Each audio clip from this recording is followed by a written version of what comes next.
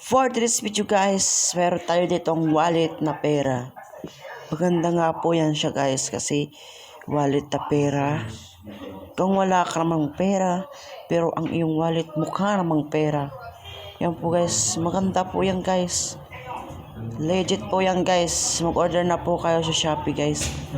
Legit po yan guys yan. Napakaganda po yan guys. Yan, tignan nyo. Yan, oh.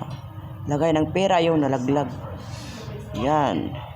Maganda siya guys, oh. Diba may lamang pang 50. Yan guys, dyan yung tinuro ko sa inyo. Lagay niya ng mga ID national. Kahit anong ID, basta magkasya lang dyan. Yan, 1,000 guys, siyang ano guys. Meron nga pa pala yung $1, 250, 1,500.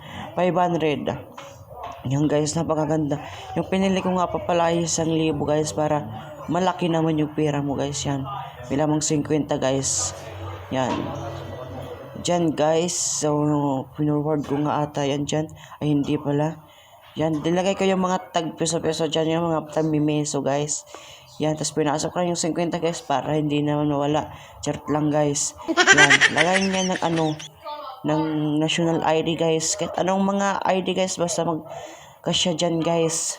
Yan guys. Magkabilaan yan guys. Mapulong sa kabila, may kabila ka naman guys. Tag 46 lang yan guys sa Shopee guys. Tuturo ko sa inyo kung saan kayo nabili guys. Yan. Pagkatapos, ipilo mo na. Ilagay mo na sa iyong bulsa. Ayos. May pagod-good pa guys. Yan. Diba? Yan guys. Napakaganda niya guys. Parang totoo talagang totoo talagang pera.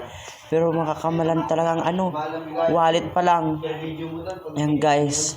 Mananakaw ka talaga agad kung makita mismo yung napakalaki talaga. Yan guys, napakaganda talaga. Yan. Yan ang sinasabi ko sa inyo guys.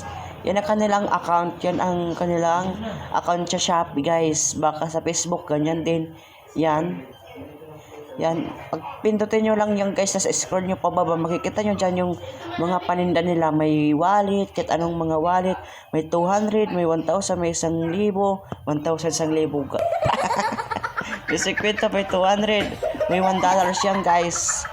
Yan yung nakita ko doon. In-order kan sila. Yung 1,000 lang yan guys. Maganda talaga yan guys. Legit na legit yan guys. Kaya anong iniintay nyo pa? Bili na kayo.